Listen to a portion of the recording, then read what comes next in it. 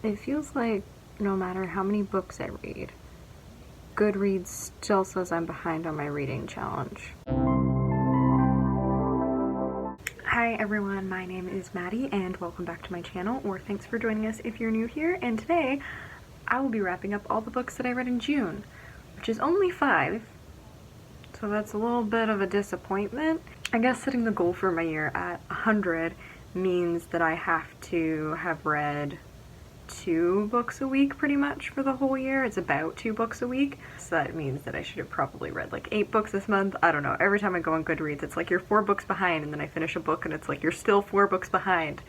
So I'm feeling a little touched, disheartened, but I think I'm gonna have some more time at the end of July into the beginning of August to get through all of those books that I got in my book haul. So hopefully, fingers crossed, I can catch up. But to talk about the books that I read this month, the very first book that I read this month is called The Gravity of Us, and it is by Phil Stamper, I believe. It follows Cal, who's the 17-year-old kind of with like a big social media following. I'm guessing the platform that they kind of talk about is a little bit like TikTok. His dad, Cal Sr., gets selected for an astronaut program for the mission to Mars, so he has to move all the way to Houston for that, and then of course is kind of under this big media circus. He also meets Leon there, who's another Asher kid, and they kind of end up falling in love. But as Cal continues kind of his journalist work, he's realizing that there's kind of more to the media circus and this reality TV show that takes place that's kind of like following the astronauts than it seems, and they kind of unravel that mystery together. I gave this book 3 stars. It was like okay. It had like 1 or 2 good lines that like really resonated with me, but overall I found towards the book that it got kind of rushed, and it almost seemed to like wrap up a little bit too neatly. Also, some of the heavier topics in the book I kind of wished that they leaned into more a little bit, just to kind of add a bit more nuance, because some of it seemed to be brushed by or like resolved too quickly, and I felt like we needed more time to explore that. But overall it's like a good, cute, queer YA.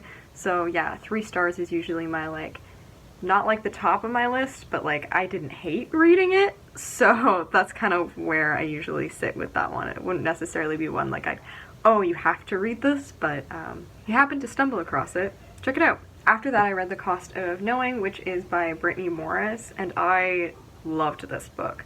So essentially it follows 16-year-old Alex, who has the ability to, when he touches objects, see their future. And he touches a picture of his little brother Isaiah, and he sees Isaiah's death, and then he's trying to figure out what to do with it, because as far as he knows, like, he has no way of changing what he sees. It's kind of like a future that's already written. One of the important parts to this is it follows, like, him and his brother are both black, and it follows a lot of what it means to be black in America and what it means to grow up black in America. And for me, there was a lot of this story that really resonated me, especially with everything that's going on in Canada with residential schools. I've been really thinking a lot about what it means to be an Indigenous Canadian in Canada, and I understand that like this is a very different scenario, so but there were layers of that I could relate to, because even though I'm white passing and being able to walk down the street and something like that, I can feel safe, and in interactions with police I can feel relatively safe.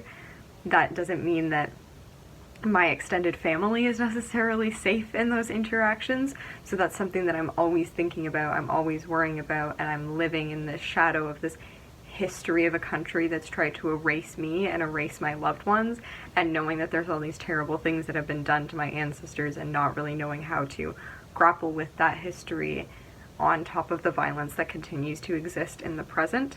And I think that's something that this author does really well. I know in her afternote she talked about wanting to write a book about black joy, and particularly like young black men finding joy, but she felt a need to tell a story that was painted a picture of what it means to be a young black man in America right now, and I think she did a heart-wrenching job of doing that.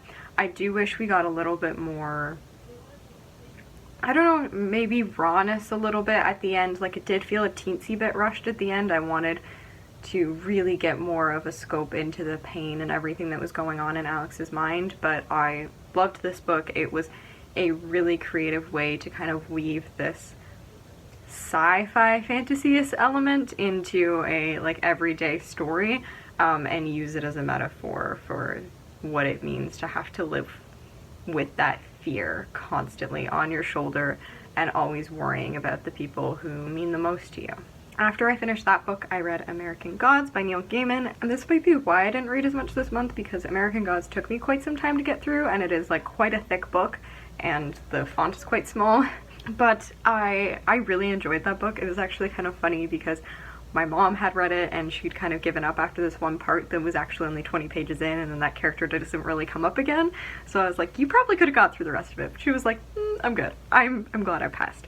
But it follows Shadow, who has just been released from prison and has just found out that his wife has just passed away, and he is trying to figure out, you know, what he's going to do with his life, and he meets this Mr. Wednesday, who is kind of recruits him to work for him. The kind of tension of the story and the conflict revolves around the fact that we have the like old gods, so these are people from like Norse mythology, from like different religious backgrounds, everything, who have been brought overseas to America when people settled here, because the indigenous people were still here. And they do include indigenous gods, so I do really appreciate that. And this idea of gods being tied to land, and like the land being something that we need to protect and worship. But I'm getting off track. And then there's kind of the new gods, so the gods of like internet and of like different drugs and of TV and all of these different things, and them kind of warring with each other, these old ideals against the new. There's a lot of cool twists throughout the book, and Neil Gaiman also does a really great job of like weaving in all this interesting mythology and history. So if that's something that you're interested in, I would definitely recommend taking time to check that book out. After that, I read The House in the Cerulean Sea. I have to say that my beef with this book is the title at first. Although my mom did make a good point, because I didn't understand why it's the house in the Cerulean Sea, because I'm like, the house isn't in the sea, it's like on the sea, but it is on an island. So my mom's like, well then technically it is in the sea. So I mean, I think it's in an ocean, but I'm not going to be that nitpicky, because to be honest, I loved this book. It follows Linus Baker, who is, I think he's in his like 40s, and he works for Daikami, which is the department in charge of magical youth. Gets summoned by extremely upper management to go and investigate this orphanage that is on this island that has, I believe it's 6 of kind of like the most high risk type youth is kind of how they've classified them, or the most dangerous, one of whom is the Antichrist. He gets to the island and he meets the caretaker, Arthur Parnassus. They kind of start to build a friendship and maybe a little bit of something more, and then they're also trying to support and help these kids. I don't think there's enough adult queer literature, I have to say, because I think this is one of the few adult books that I've read that has like queer representation as like the forefront, and it isn't just like side characters.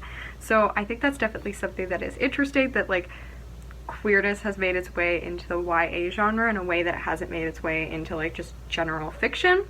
So I definitely think that I will check out some other books by TJ Klum, because I really loved this. The way that they interact with the kids, the like slow burn of the romance itself, all of the characters are just so lovable. This is like one of the books where I think one of my favorite characters was the main character, which is pretty rare for me when I read a book. Normally there's like some odd side character I get very attached to. And yeah, everything about it, like the descriptions of it, of being like wrapped up in a warm gay blanket and being a heartfelt story with the Antichrist, all lived up to their expectations. There's also a level of nuance to it where there's these stories about what it means to work for an organization and think you can change it from the inside, and like to believe that you're doing the right thing while maybe working for an organization that perpetuates the wrong thing. So I think there definitely is a level of depth and nuance wrapped in this really warm, fluffy, wholesome story. The last book that I read this month is Loki, Agent of Asgard, and this is the complete collection that is by, I believe it's Al Enwing.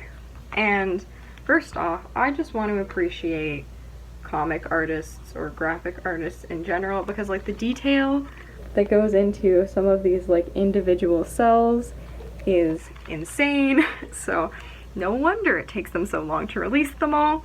But yes, even the timelines they work on is nuts to me.